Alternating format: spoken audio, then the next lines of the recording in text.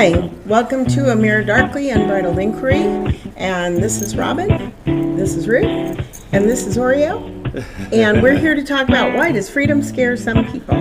Because freedom doesn't scare Oreo. If he's off his leash, he is gone like a shot. So sorry I'm kind of grunging it today. I was shopping and forgot and was working on sermon notes for Robin for tomorrow and forgot to put on my makeup. So this is me. Didn't change my shirt either from my shopping shirt. So you get what you get. At least you don't get faded out by the green screen. Yes, that's true. At least I'm not invisible and sparkly. Yes. Last week. Yes.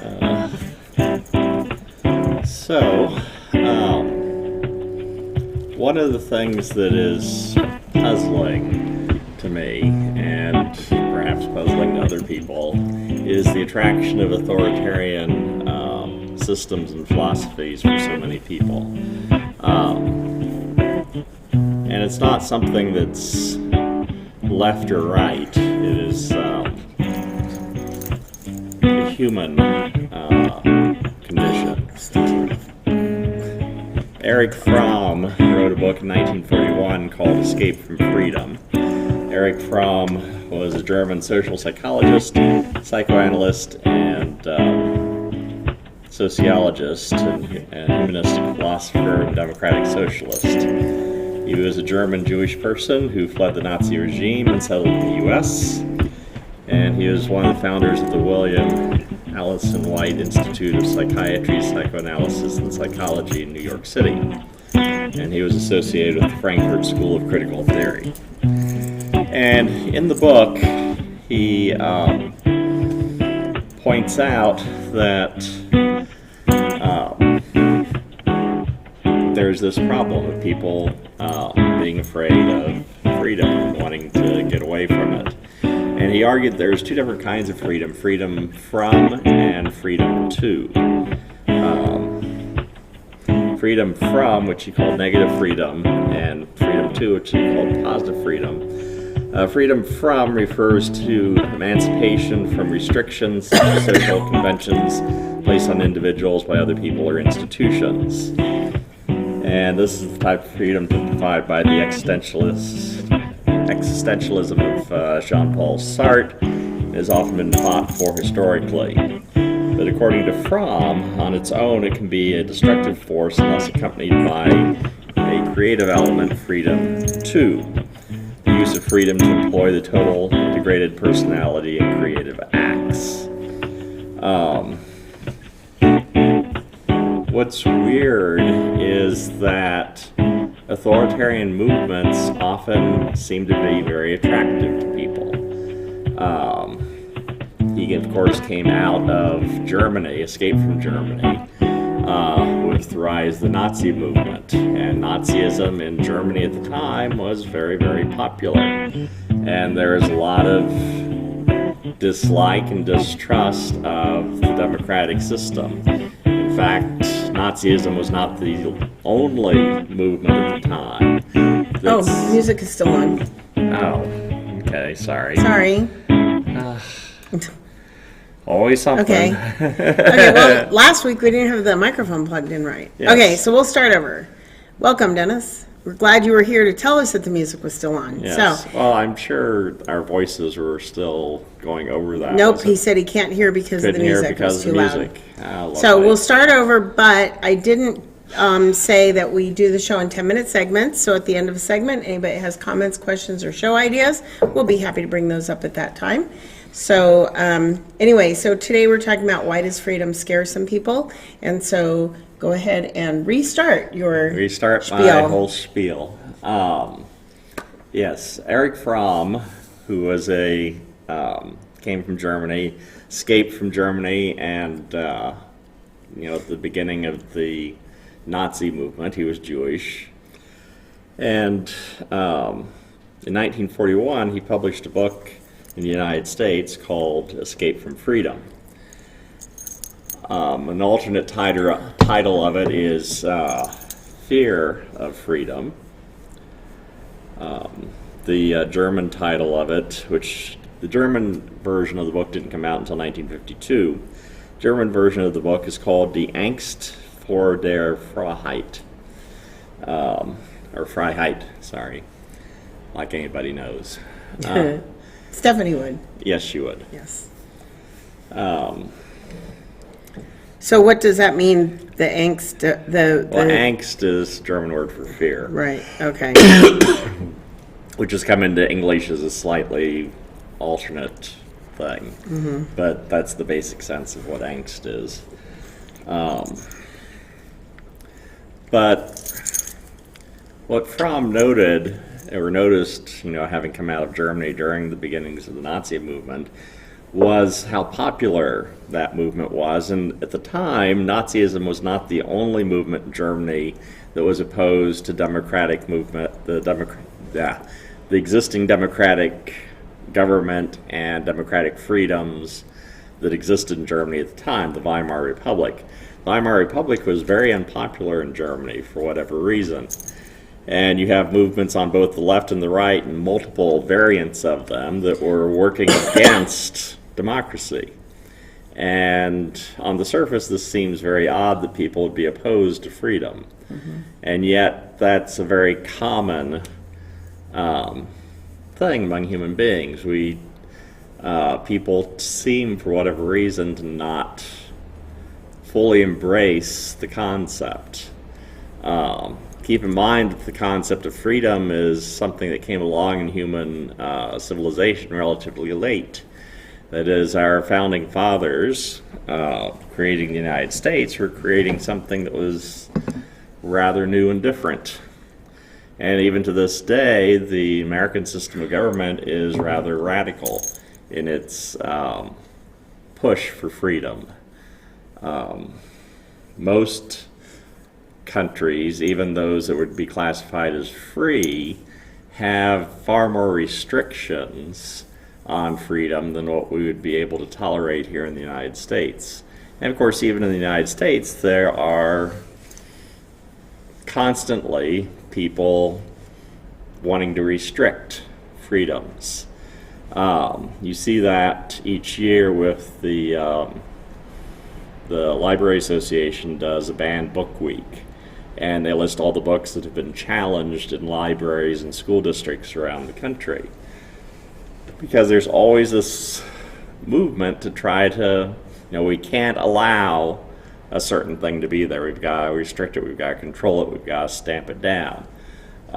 There's always a movement for new laws to try to protect us from ourselves, as it were. So I have a question. Yes. So you said that Fromm was a democratic socialist. So I have not been able to nail down a firm definition of the difference between a democratic socialist and a socialist, because I have a friend who has since unfriended me on Facebook because of politics, which I find immature. But anyway, she claims to be a democratic socialist. Of course, that's what her husband's telling her. She doesn't know what it is. But anyway, and I'm like, because I'm concerned about this move towards socialism that our country is making. And I wouldn't say now it's a move, it's just full running headlong into the deep end. But anyway, so what is the difference between a democratic socialist and a socialist? Not a whole heck of a lot. Okay, so it's just labels. It's mostly just labels, which, again, this is a very popular thing in human society. That is, if you look at the book 1984, and George Orwell has... Things were bad in 1984. Yeah, 1984 I read that really book, sucked. and things were really bad back then. But the concept of newspeak.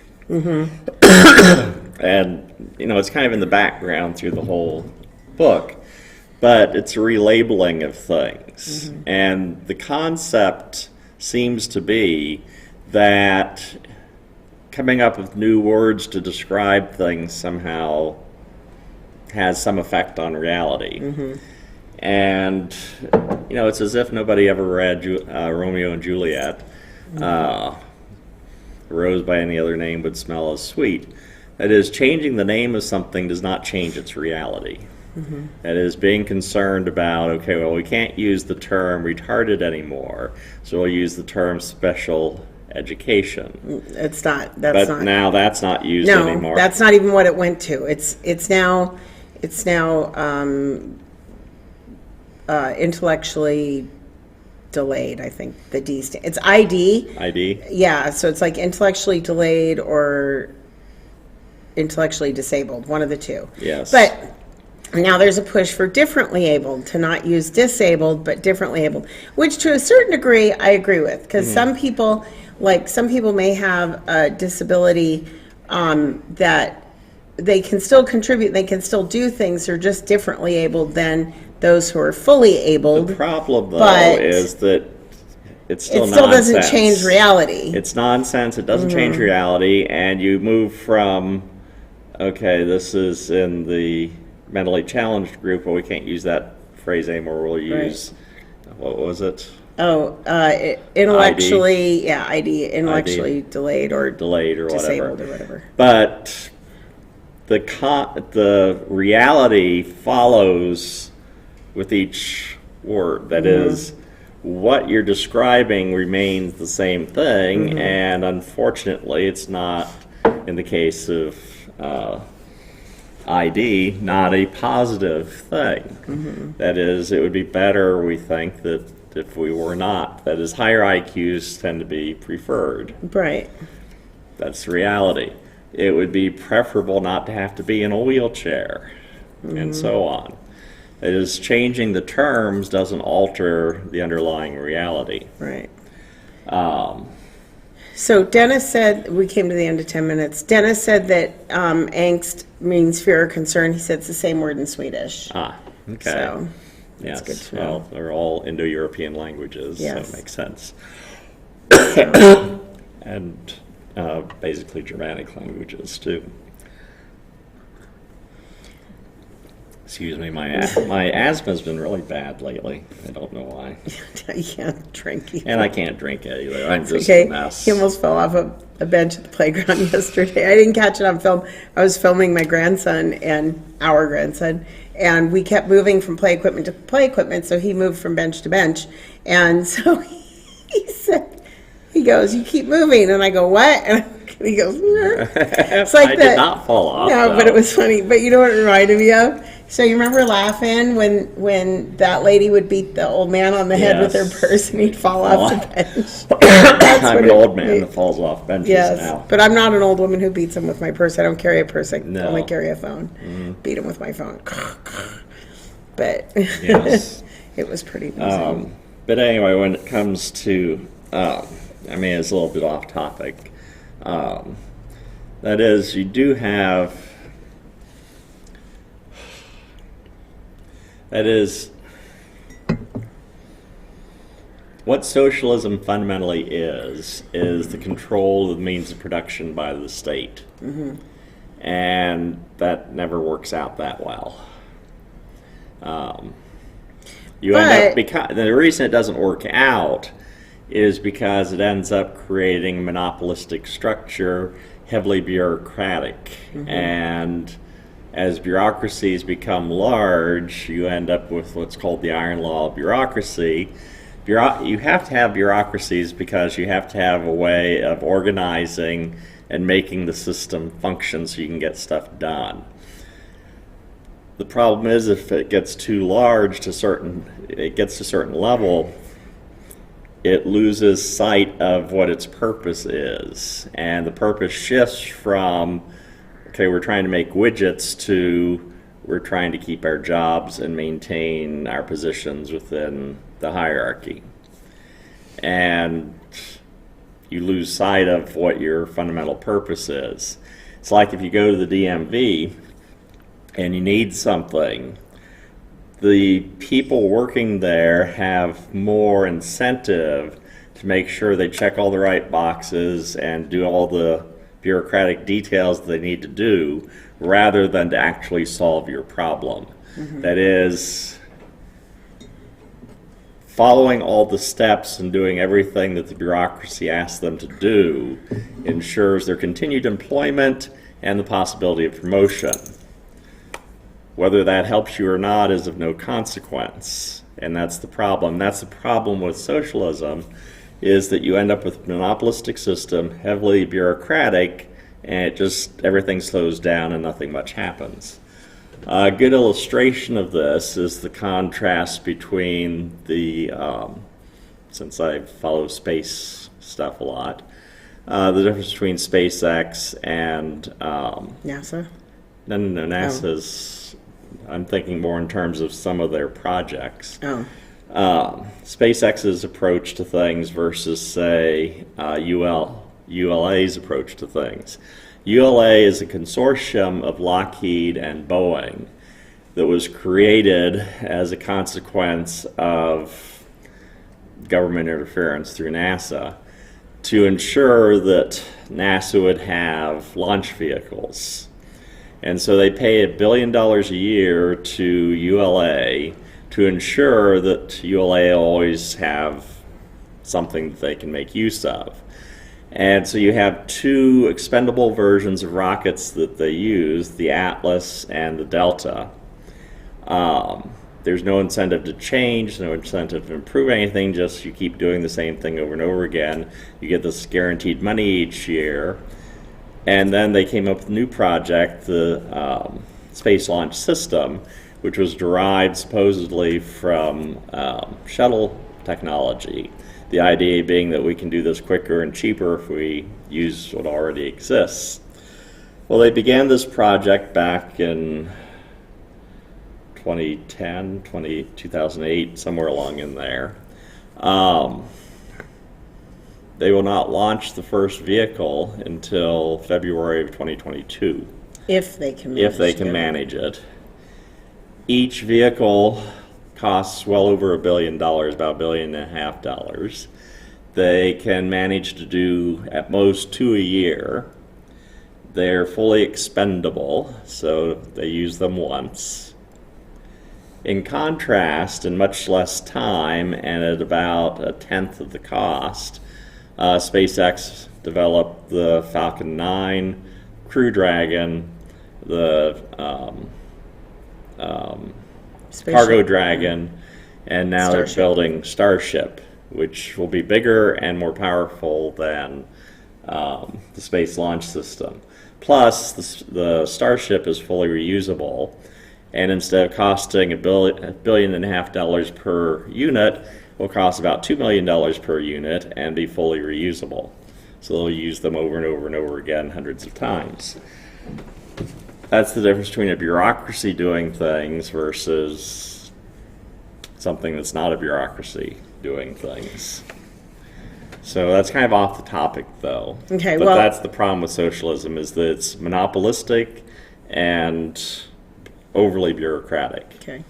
Which is the nature of when you have a monopoly, you have huge bureaucracies as a consequence. Okay. Everything gets more expensive and slow. So Dennis said in Sweden, social democracy means that major public services are government controlled, but private businesses still exist. Right. And part of the problem, the term socialism is very fuzzy, at least in the United States. And so you'll have people that will say, if we have,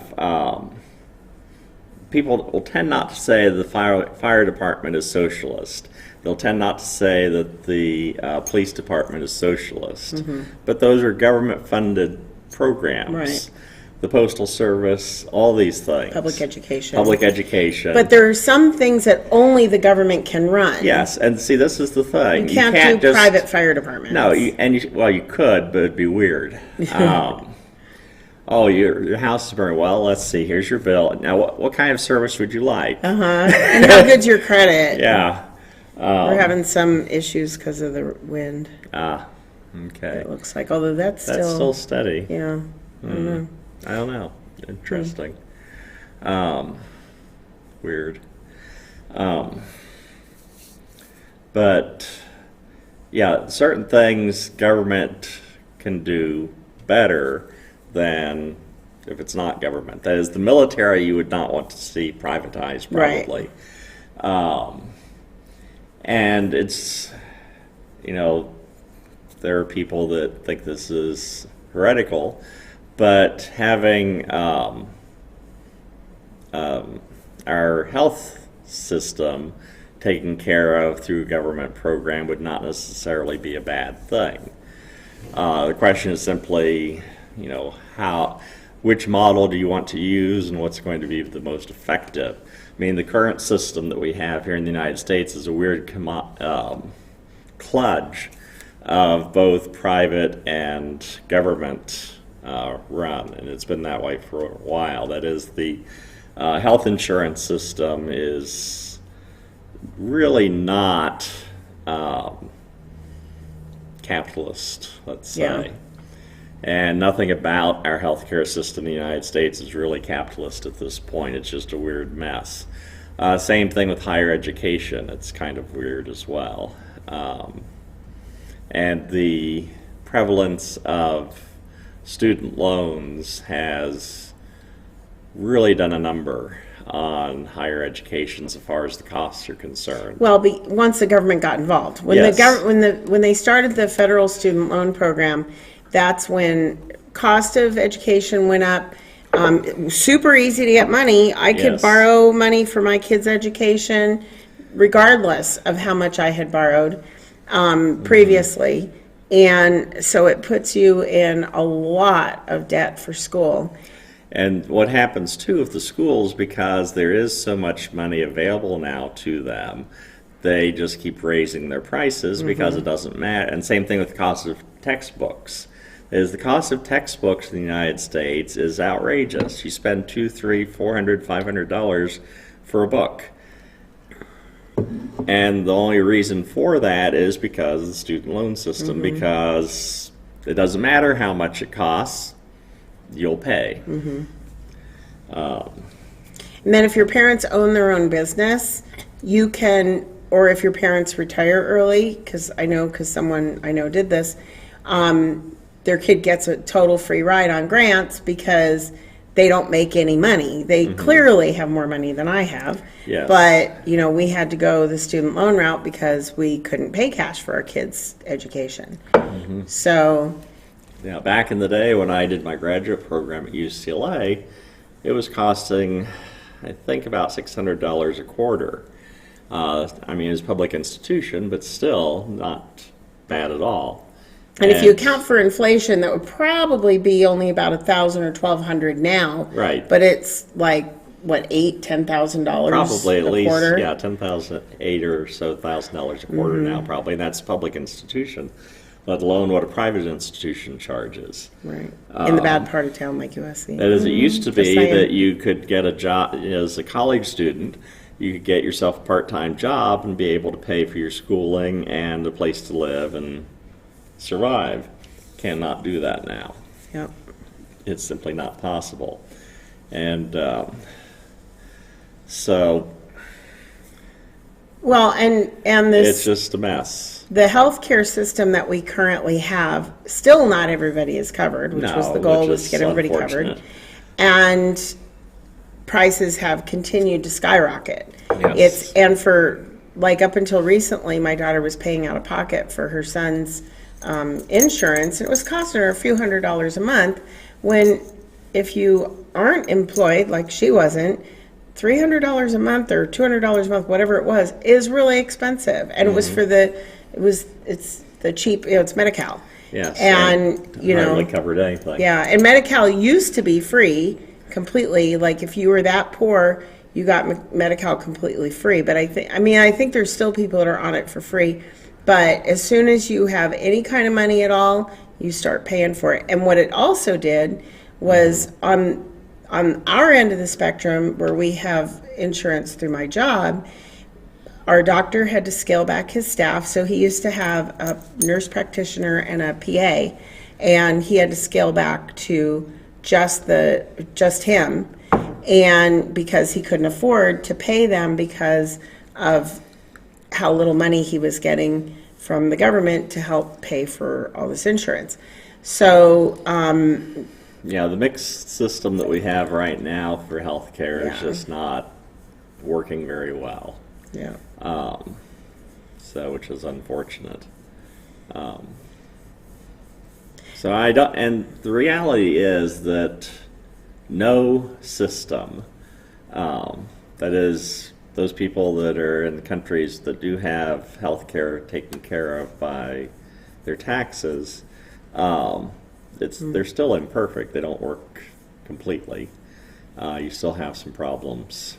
Canada, I mean, it's a nice system, but it's still imperfect. Britain has a nice system, it's still imperfect. Well, all of them with have Canada's problems. medical system, when my sister went to college there, once she lived there for like 3 or 6 months or something, she qualified to be on their state health care. And my understanding is that's what they have. You don't have private health care in Canada. So she had to go to the doctor for something like a sore throat or whatever. And they said the government is out of money. They're not paying for anything more, so we really can't do anything for you. So she was turned away. It wasn't life-threatening, so she was turned away. Right. So she started coming back to the States, like when she would come back to visit us, when she was on her breaks, she would get all her medical stuff done while she was down here because it was cheaper and the government hadn't run out of money because the government wasn't paying for it. So my parents were paying for it. So It'd be nice if there was a way to have the discussion regarding these sorts of things without it degenerating into a screaming match between opposing sides. yeah. That is, there should be ways of making as good a system as is possible given the fallen nature of the universe. But politics tends not to work that way, unfortunately. People become very ideological and very much in their camps, and it's like USC versus UCLA. There's just no getting around, no getting along at all. You're on your team and you stay with your team. Yes, or like the Dodgers versus Atlanta today, starting at 5:08. Yeah. Anyway.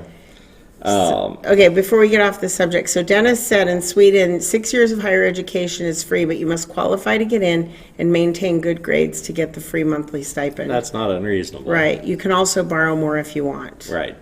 So. And that's not and that would be the way it would have to be with higher education, is that you'd have to be able to do the program. The thing is, though, is that so how much is the government then putting in for the administrative costs of the school, and is the school getting top heavy because they love to hire administrators anytime school districts or colleges get money. This is part of the problem with American higher education now, is the top-heavy nature of the system. That is, before the student loan program kicked in, the number of administrators in a university or college was relatively small. The faculty were the ones that primarily ran things. That is not the case anymore. You have a huge bureaucracy on top of, above the faculty that are down here. And for that matter, the faculty, most of the people that are doing the teaching are not even the faculty, it's their graduate students. So it's then a weird you system. also have to be careful with, because when the government gives you money, then the government controls the academic freedom. Right. Like I had asked about academic freedom, excuse me, for elementary school teachers. Yes, for elementary school teachers. And we were told that because we're a state-run school, we don't have academic freedom. We have to teach what the state tells us to teach. Right. So that's why a lot of private, like Christian schools, don't take federal money, because they don't want like vouchers and stuff, because then you let the state in or you let the federal government in, and then they can start telling you what to teach. And if you want to teach that, only a Christian curriculum, or only, a Mormon curriculum, or whatever, an Islamic curriculum or whatever, the government can come in and say, well, no, you have to teach the other sides as well. You have to teach all the points. And if I'm sending my child to a private religious school, it's because it has my religious beliefs, and if I wanted them getting all these points of view, I would send them to public school. But then, of course, you have the other side of things, in that academic freedom tends not to exist within private institutions either. So it's really hard to find freedom because nobody really likes it. As the government wants to dictate certain things, but private institutions will also want to dictate certain things. Right. And so institutions of higher education will have statements regarding academic freedom, but the reality is it's a bit fuzzy as far as how much freedom you actually have. Right. And if you get off the reservation, as it were, and say things or teach things that the group decides they don't like, you get shut down. And it's an unfortunate reality because, well, before this country was founded, you have people coming to the New World to create their own institutions because they want freedom to do what they want to do. But boy, howdy, you better not do anything outside of what we want to do freely. As if you start teaching something outside of what the group believes, you'll be in trouble. Good example is with the Massachusetts Bay Colony, Puritan. Roger Williams, Baptist, he did not get along well with the Puritans, and they eventually ran him out. And he ended up founding Rhode Island. They wanted freedom of their religion. They wanted freedom of their religion. These Right. people want the freedom to do what they want to do, but they're not going to let anybody else have similar freedom. And that's where the difficulty comes in. Right. So we're at the end of another segment, and we have a new listener saying that he's, or she, I can't tell from the name, the gender, but watching from Los Alamos National Laboratory Thermal Test Complex. And said, thank you. Said, sadly, Interesting. nowadays the trend around our globe is government versus people. Yeah, well, it's always been that way, Yes. actually. And that's actually a good tension, because you Yes. don't want to cave to the government completely. But in the United States, and I teach my kids this, the three most important words in our country are we the people. Right. The Constitution is how we want our government run, and that it's not the government that's in charge, it's the people that are in charge. And that we have to have a voice, we have to vote, we have to be aware of the issues, and that's how it's supposed to run. That was the intention. So he says, free thought is a philosophical viewpoint which holds that positions regarding truth should be formed on the basis of logic. Exactly. This is exactly the case. And it's remarkable how rare that is. Of course, part of the problem is most people have never taken a course in logic or learned how to do research or any of those sorts of things that would help. And also the tendency to everything devolves to Braves versus Dodgers, since I'm paying attention to that later today. If the Dodgers manage to win tonight, then there will be one more game that decides which of those two teams will go to the World Series. Since I'm in Southern California, I like the Dodgers. Anyway, those of you that like the Braves, you're free to have that opinion if you want. It's okay to be wrong. You're free to be wrong. Just kidding. No. But, yeah, people are scared of allowing other people to have opinions that differ from them, or to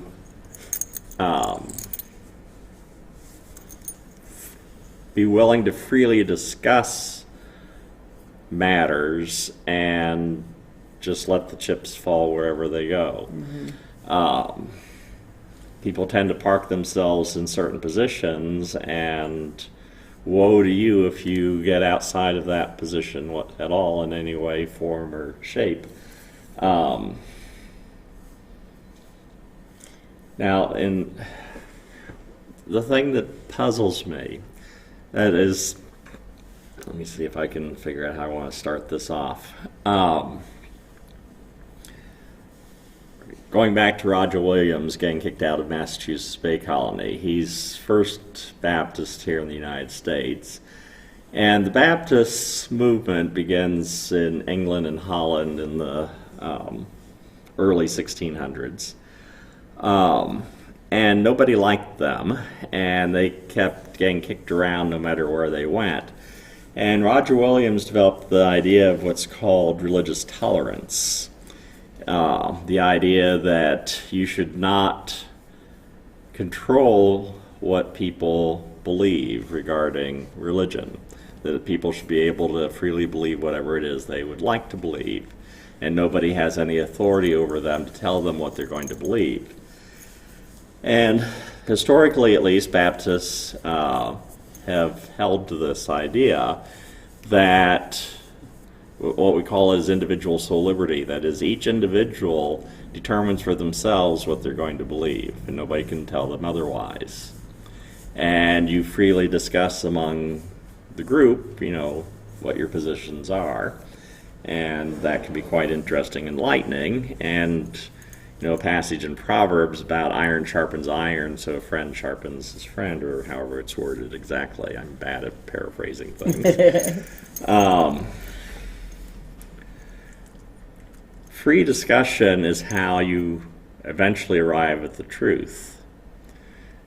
You cannot predetermine what the truth is, and you also always have to hold on to what, again, thinking in terms of what the Bible has to say about what Paul says in 1 Corinthians 13, towards the end of it, that we see, and it serves as the title for our webcast, A Mirror Darkly, we see through a mirror darkly. We know in part, and that's always the case. We never have a complete, full understanding of things. New information can always come along and change what we thought we were absolutely certain about. This is the wonderful thing about science, is that you think that you understand a certain thing, and then all of a sudden this new thing pops up over here, and you realize, okay, this doesn't fit. Now what am I going to do? And so then you've got to adjust the theory to allow or accommodate that, or perhaps come up with an entirely new theory. Theology should work the same way, and in Baptist circles, at least historically, that's the way it worked. The idea that God is infinite, we're not, and so chances are we don't understand God very well. And what little we do get is nice, but there's probably more that we don't know than that we do know. Theology ideally should be more about the questions that we ask than it should be about answers, because we're not going to get that much certainty, generally speaking. But people are terrified of that kind of fuzziness. They want certainty. They want answers. This is why Fromm talked about being, people, escape from freedom. That is, people want to be told what the answers are. What do I need to do? When I was in graduate school, and it's the same thing I got when I was an undergraduate, go to my advisor and ask him, well, what classes should I be taking? And he tells me, well, you take the classes that you're interested in, and at the end of 3 years, we'll work them together into your degree. This was not the answer I wanted. You wanted to I wanted the boxes. I wanted the list. Okay, these are the classes you need to take. Here. That's why I did so well in freshman composition and didn't do so well in advanced composition. Always A's in Dr. Pilkey's class, because he wanted a thesis statement with your 3 points, and then each paragraph was your point with supporting evidence, and you went and did each of your paragraphs, and then your conclusion was a restatement of your thesis and a review of your points. Super easy to do. It's how I learned to write in high school. I was awesome at it. We had a bunch of kids who went to what were called at the time Accelerated Christian Education. It was basically a workbook program where you filled in blanks and marked bubbles, and that was your education. And so they came which was not much of an education. Right. Then. They came to college not knowing how to write papers. So my friend Kathy and I, she had learned through boarding school in Africa and through correspondence and stuff, correspondence courses. So she and I both knew how to write that kind of a paper. So we could sit down and we could pump out the papers and get the A's. And we were kind of in a competition. We were like the 2 best in the class. And all the other kids, we were tutoring them on how to write these papers and teaching them how to write. Then when I got to my advanced composition class with Mr. Hotchkiss, I said to him, so how do you want me to write these papers? He goes, I want you to write for you. And I said, well, I don't want to write, so it's okay if I don't turn anything in. So, because I didn't view myself as a writer back then. Since then, I've taken some writing classes through my job and that. And now I am a pretty decent writer. I've written a children's book, and I write letters. They're like, oh, you're such a good writer. Can you write this for me? So, and I spend hours on my report card comments and all that kind of stuff, making sure they sound right. Yeah. But anyway, but I like having the boxes to tick off. That whole thing. Yeah, so people like things to be it's easy if you don't have to think. Yes, you just check off the boxes. You've got it all. You're good to go. And that doesn't seem like fun to me. But I mean, human beings, we are basically lazy. We like to, and this both has served us as well as gotten us in trouble. Technology advances because we want to try to find simpler ways of doing things, and that's good. But on the other hand, thinking can be difficult. So we're close to the end of the 10-minute segment. So Valiant Thor. Oh, Dennis said Spock was his hero. Yes, I liked him too. Yes, kindred spirits here. And Valiant Thor said, communication with anyone in the world is easy. There's a simple gadget called a cell phone. Then Valiant Thor says, however, the cell phone with all of its technology is no match to the communication device that is typical in every brain. And the hardware has always been there. The only discrepancy is that only a collective few actually know how to use it. Yeah. And then Valiant Thor said, have a blessed night. We will like and subscribe. Yeah. So okay. Valiant Thor will be back. But, oh, that's nice. Yeah. So that's kind of cool. Yeah. Oh, and then Dennis said he was an ACE grad, but his mom taught him English, so he learned how to write. Good for your mom, Dennis, because Kathy, he knows who we mean, Kathy. Yeah, he knows Kathy. Yeah, so Kathy and I tutored a lot of freshmen that year in how to write. So they're like, how did you learn this? I was like, I went to public high school. Yeah. Well, what Valiant Thor says that the hardware has always been there. The only discrepancy is that only a collective few actually know how to use it. And that's the problem. That is, we all have a brain, and we all do make use of it. It's like I tell people that everybody's a theologian. The question is whether or not you're any good at it. Mm-hmm. And by good, I mean, can you think through the issues in a clear and rational way? Mm-hmm. Human beings tend to be better at rationalizing than they are at being rational.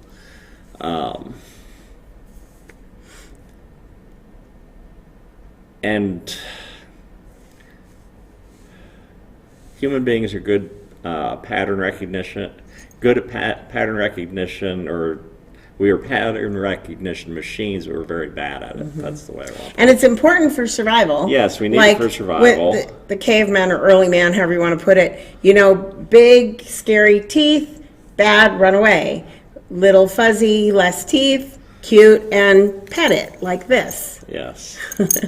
Although he has scary teeth. He will bite if somebody comes in. I'm surprised he hasn't bitten you, because your hand keeps going by his face, and he has not bothered you. Maybe he's getting used to it. I think maybe he knows that he's okay here. Maybe. I don't know. Who knows? So, but I'm surprised he hasn't tried to nip at your fingers. Yeah. But he's a little bit evil. But he's cute. Yeah, freedom, again, freedom scares people. In the church, not in our church particularly, I've inoculated people pretty well.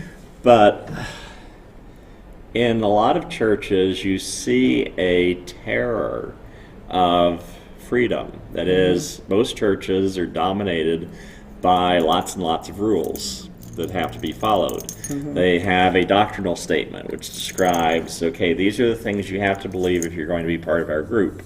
And you've got to do these things, and you've got to obey these things, and all of that. And as Christians, this is nonsense. As Christians, we believe that each individual is indwelt by the Holy Spirit. And so my thought is, if you've got God living inside of you, that's likely to have some tremendous impact on how you conduct yourself and how you live your life. Now, if you don't really believe that the Holy Spirit exists and does that, then you'll need rules and regulations to make sure everybody behaves, because you're afraid that people run amok if you don't have those rules and regulations. Within Christianity, that shouldn't be necessary. But it really scares people when you say, well, you're just following the Holy Spirit, or you just listen to the Holy Spirit. And they're like, but what if you run amok? It's like, well, the Holy Spirit won't let you run amok. Yes. If you're really truly listening to the Holy Spirit, right? Yes. But and the same thing with doctrinal issues. That is, within Baptist circles, there's been, this is not the case in most Baptist churches nowadays, but historically speaking, there was a reluctance to ever have doctrinal statements. We were anti-creedal, because if you have a creed or you have a doctrinal statement, then that is above God. It's above the Bible. This is what matters, your doctrinal statement that you've created, rather than what the Bible says or what God says. And we're very uncomfortable with that. In Southern Baptist circles, although from a practical standpoint it's become a doctrinal statement, but what it actually is, the Baptist faith and message, is a description of what Baptists generally believe. It is not prescriptive, it is just descriptive. As if you were to poll Baptists, this is what you would get as the dominant way of thinking. But the idea that you have a required to hold to that is weird. As within Baptist circles, you should be able to freely discuss and go wherever the data takes you without fear of repercussions. That's the way it's supposed to work in higher education as well. You should be able to follow the data wherever it goes and talk about whatever you want without fear of any repercussions. Well, and the reality, though, in all circumstances is not that. It's interesting to me that, like, a truly educated person will, when they get new information, will change what they previously thought was true without really blinking an eyelash. Right. But there are so many churches where, and individual believers that, well, I was taught this when I was a kid, and this is how it is, even though I read this verse in the Bible that seems to contradict what I was taught. You know, how does that, well, here's a good example, and this is a pretty innocuous example, but we were going through a book in Sunday school, and we read the part of the, after Jesus' resurrection, or when Jesus died on the cross, that there were people that were raised from graves. In Matthew, yeah, that wandered around the town like zombies. It was a zombie apocalypse. And we laughed about it, but it was like, we never heard that before. And we hadn't noticed it. And it's not really taught. You hear about, the dead being raised, at the end when Jesus, the second coming of Christ. But it's like, what happened to those people? Did they die a second time?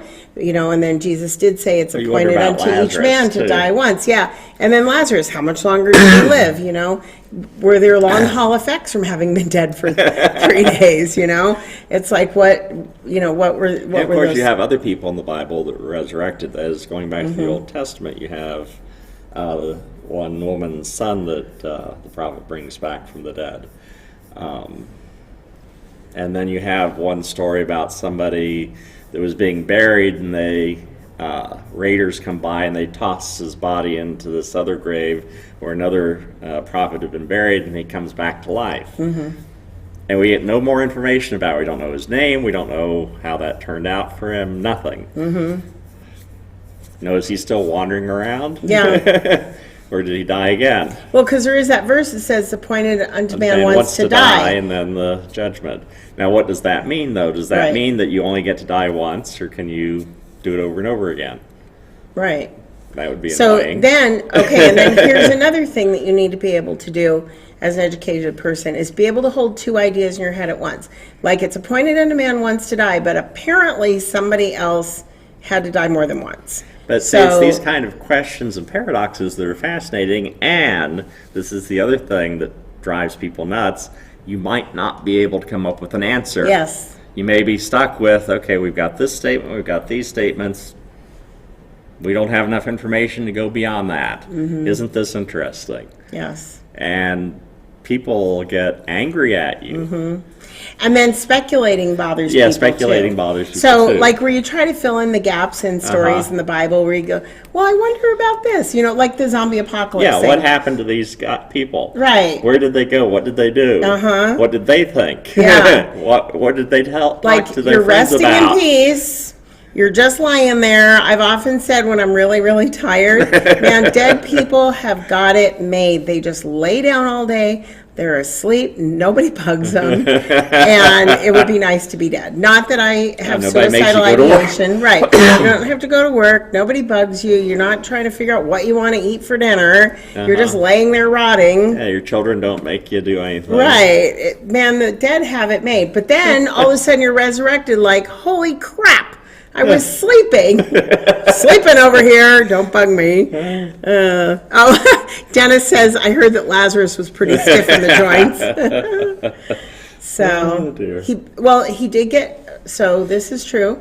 He did get a job after because he was working stiff. But people don't like speculation either. They don't. But that makes things fun to think about, you know. And can trigger other things too, and you could come up with a might theory come up about with a theory something. that, and this is what theology largely is theory. People. Dennis said, "LOL." Yeah, people are afraid of what's called heresy. That is, that you'll hold to beliefs that are wrong. Well, that's kind of inevitable. That is, most of us probably have a whole slew of things in our head that are wrong. It's unlikely that most of what we think is entirely correct. And the concept of heresy is something that comes about as a consequence of of Judaism coming into contact with Greek philosophy. And thinking in terms of Christianity being a Jewish sect.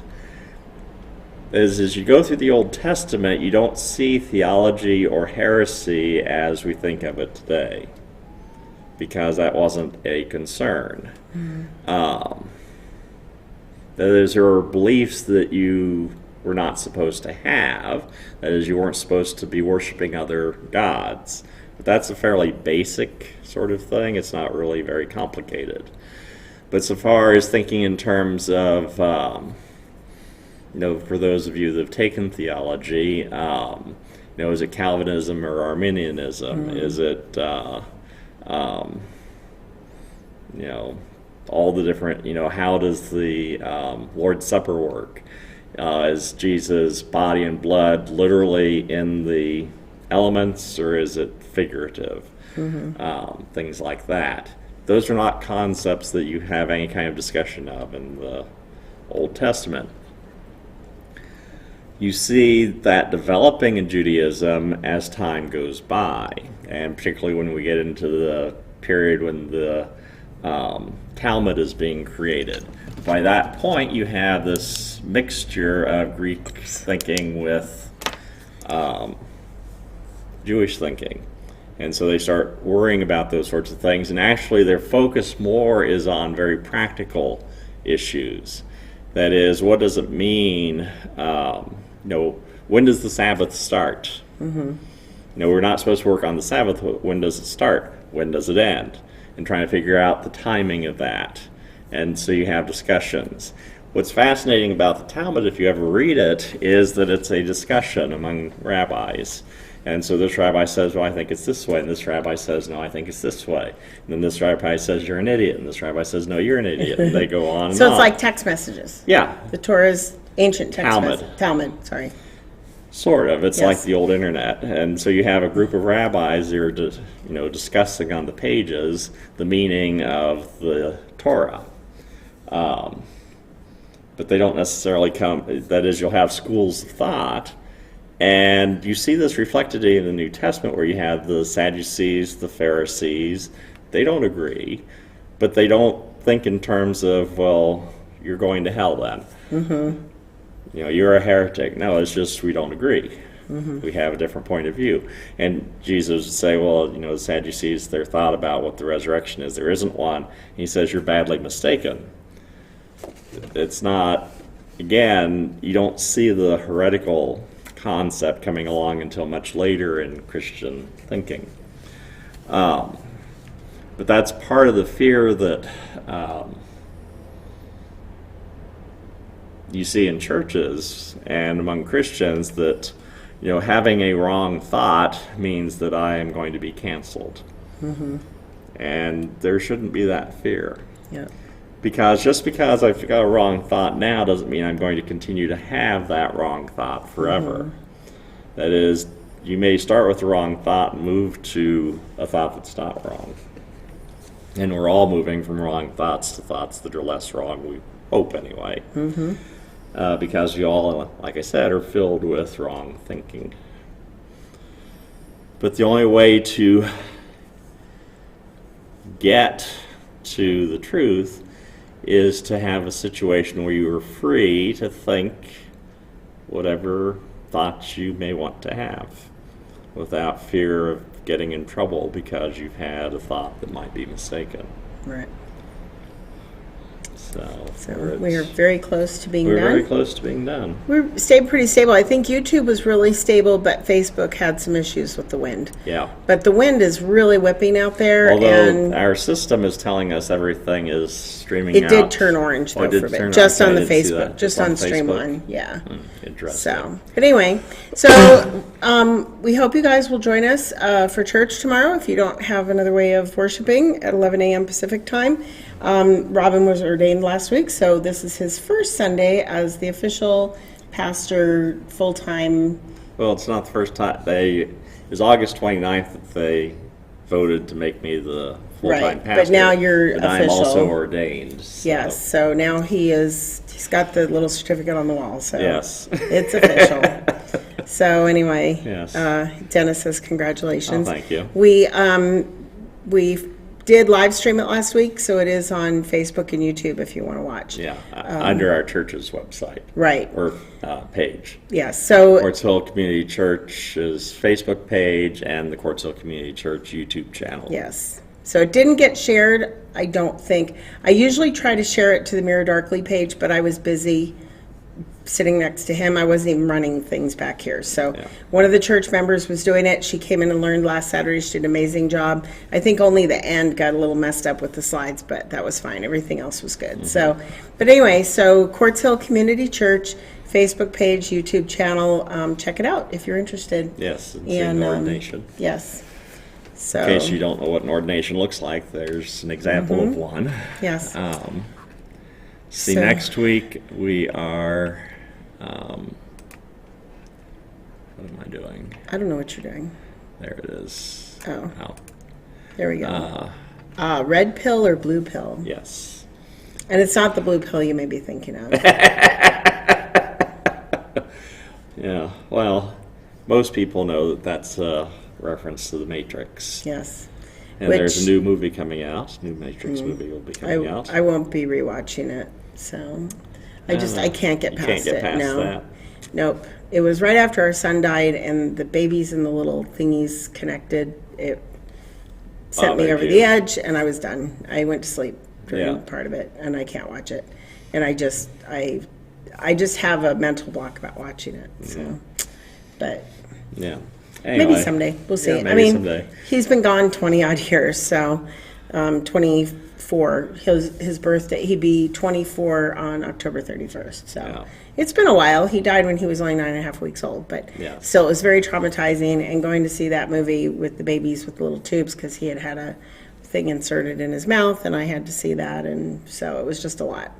So, but anyway. Yes. So I won't be watching The Matrix. I'll be talking next week completely from ignorance. Well, no, you understand the concept of red pill and blue pill. Sort of. So.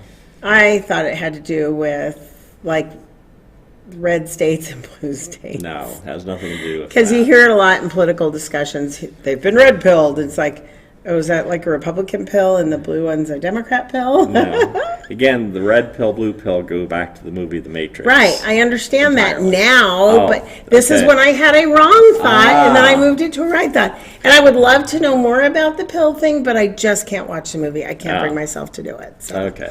maybe someday, or maybe Yes. never. Well, next week we will talk about that. So maybe I'll So, try and watch it. I don't know. Maybe. Okay. Well, we're done.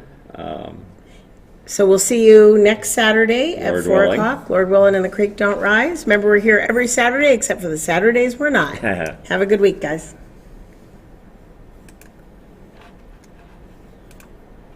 He keeps taking his tail back. He's like, stop playing with my tail. You don't want your